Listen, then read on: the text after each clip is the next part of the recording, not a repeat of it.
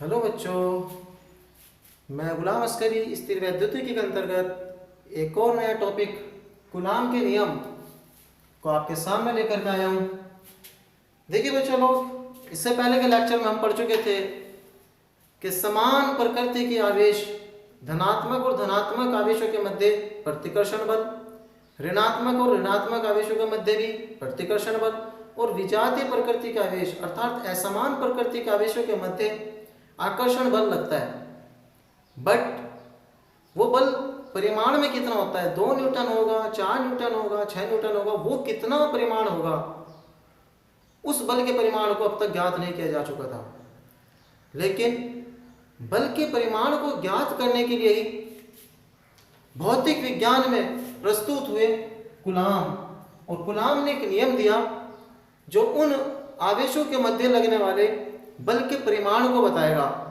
और इस नियम के अनुसार कि यदि 2 स्थिर बिंदु आवेशों पर लगने वाला आकर्षण बल अथवा प्रतिकर्षण बल, देखिए एक स्थिर बिंदु आवेश ये है, एक स्थिर बिंदु आवेश ये है, इनके मध्य में आकर्षण बल भी लग सकता है, प्रतिकर्षण बल लग सकता है, वो इनकी प्रकृति पर निर्भर करेगा। और ये एक दूसरे से r दूरी पर स्थित हैं, तब कूलाम कहता है कि इनके मध्य लगने वाला बल दोनों स्थिर बिंदु आवेशों पर पाए जाने वाले आवेशों के गुणनफल के समानुपाती होगा, अर्थात F समानुपाती होगा Q1 और Q2 के। लगने वाला बल दोनों बिंदु आवेशों पर उपस्थित आवेश के गुणनफल के समानुपाती होगा, और वही लगने वाला बल इन दोनों बिंदु आवेशों के मध्य की दूरी के वर्ग के व्युत्क्रमानुपाती होगा। तो ये टोटल अपना हुआ है कूलाम का नियम, जिसके अनुसार हमें बल का परिमाण ज्ञात होगा। बट इसके लिए एक बात और भी कहता है वो कि लगने वाला बल माध्यम की प्रकृति पर भी निर्भर करेगा। ये ध्यान से समझिए, लगने वाला बल, ये जो बल है, इनके मध्य लगने वाला बल माध्यम की प्रकृति पर भी निर्भर करेगा। इसका मतलब क्या हुआ बेटा, देखिए अगर ये 2 स्थिर बिंदु आवेश वायु में हो या फिर निर्वात में हो, बट यही 2 स्थिर बिंदु आवेश जिनके परिमाण, आवेश के परिमाण एक समान, इनके बीच की दूरी भी एक समान, बट ये जल में हो, तो यहां पर लगने वाला बल और यहां पर लगने वाला बल अलग अलग होगा। अगर इस कंडीशन में लगने वाला बल 80 न्यूटन है, वायु में पर लगने वाला बल 80 न्यूटन है, तो जल में लगने वाले बल का परिमाण 1 न्यूटन होगा। ये मैंने आपको एक गणितीय रूप में समझाया। समझाना मैं ये चाहता हूं कि देखिए वायु में लगने वाला बल और अन्य माध्यम कोई भी हो, उसमें लगने वाला बल डिफरेंट आ रहा है, अलग अलग आ रहा है। इस प्रकार हम कह सकते हैं कि इनके मध्य लगने वाला बल माध्यम की प्रकृति पर भी निर्भर करता है। हाँ, ये बात क्लियर है कि वायु अथवा निर्वात में ही यह लगने वाला बल सर्वाधिक होता है। दूसरी बात, लगने वाला बल इन दोनों बिंदु आवेशों को मिलाने वाली रेखा के अनुदिश होता है। इसे समझिएगा ये क्या होता है। देखिए बच्चे लोग, ये इसका मतलब ये है कि बिंदु आवेश ये है, एक बिंदु आवेश ये है, इनके मध्य लगने वाला जो बल होगा, इसका केंद्र यहाँ पर है, इसका केंद्र यहाँ पर है, इन दोनों बिंदु आवेशों के केंद्र को मिलाने वाली रेखा के अनुदिश होगा। अर्थात अगर इस पर हम बल ज्ञात करेंगे तो इसके केंद्र को मिलाने वाली रेखा की दिशा ये है, तो इस पर बल की दिशा ये होगी, ये Q2 है, ये Q1 है, तो F2 इसकी डायरेक्शन ये होगी। और इस पर अगर हम बल की दिशा ज्ञात करें तो इसके केंद्र को मिलाने वाली रेखा की दिशा ये होगी F1 वेक्टर, क्योंकि बल एक सदिश राशि होती है, परिमाण भी होता है और दिशा भी होती है। परिमाण ऐसे ज्ञात करेंगे, दिशा ऐसे ज्ञात करेंगे। बट जैसे ही इस कूलाम के नियम का गणितीय निगमन किया गया, गणितीय रूप में से लिखा गया, तो प्यारे बच्चों हमारे सामने ये इक्वेशन निकल करके आई कि F समानुपाती Q1 Q2 और व्युत्क्रमानुपाती आर स्क्वायर। जब इसे सॉल्व करेंगे तो यहां से F बराबर के Q1 Q2 upon are square. यहां पर ये के क्या है बच्चे लोग याद रखना, के है इसे कहते हैं बेटा कूलाम नियतांक, इसी का नाम है कूलाम नियतांक। इसे ही हम स्थिर नियतांक या समानुपाती नियतांक भी बोल सकते हैं, समानुपाती नियतांक। ये कूलाम नियतांक या इस समानुपाती नियतांक भी दो बातों पर निर्भर करता है। फर्स्ट, माध्यम की प्रकृति पर।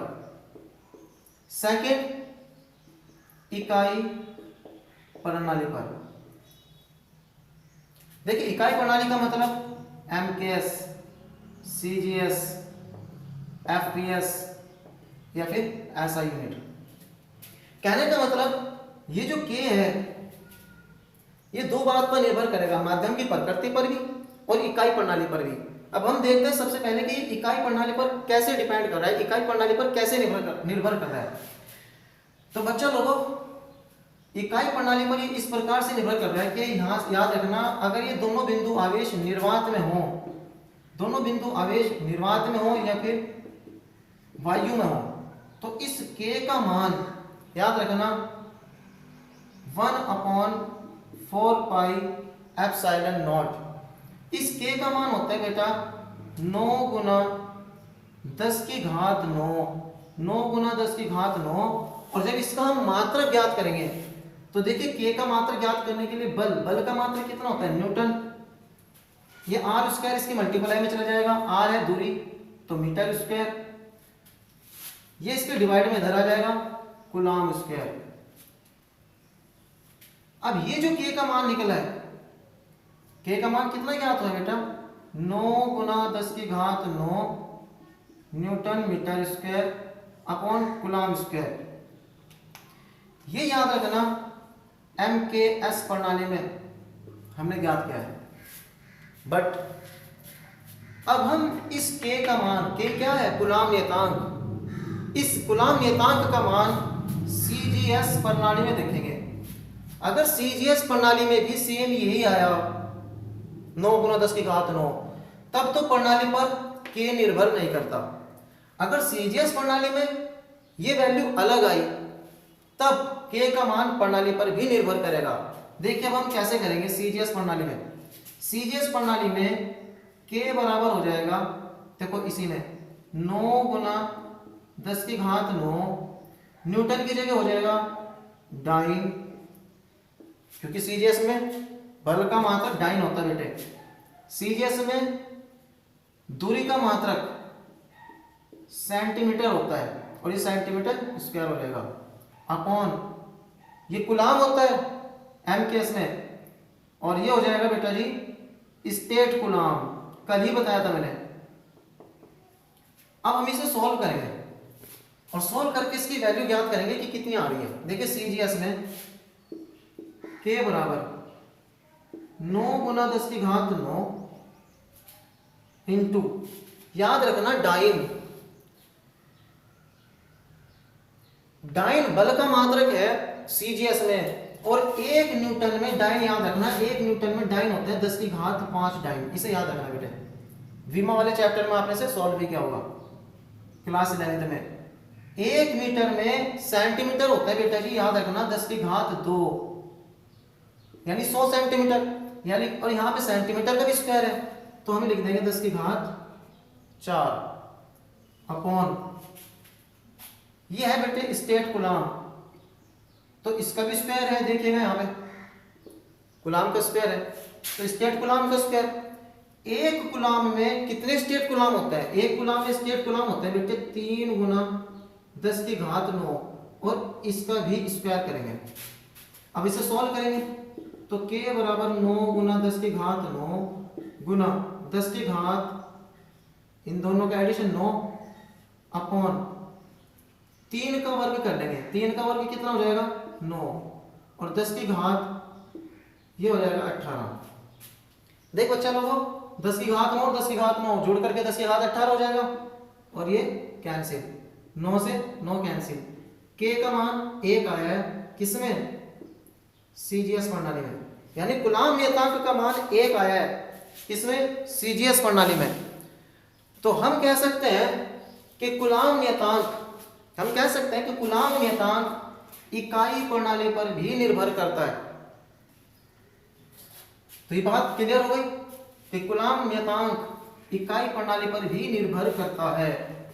देखिए F बराबर के Q1 Q2 upon are square. बल का मान तो माध्यम की प्रकृति पर निर्भर करेगा, अर्थात माध्यम अलग होगा तो बल भी अलग होगा। ये वायु में और निर्वात में दोनों में ही सर्वाधिक होगा। बट कूलाम के नियम के अकॉर्डिंग, कूलाम के नियम के अंतर्गत ही हमने ये भी ज्ञात किया था कूलाम नियतांक।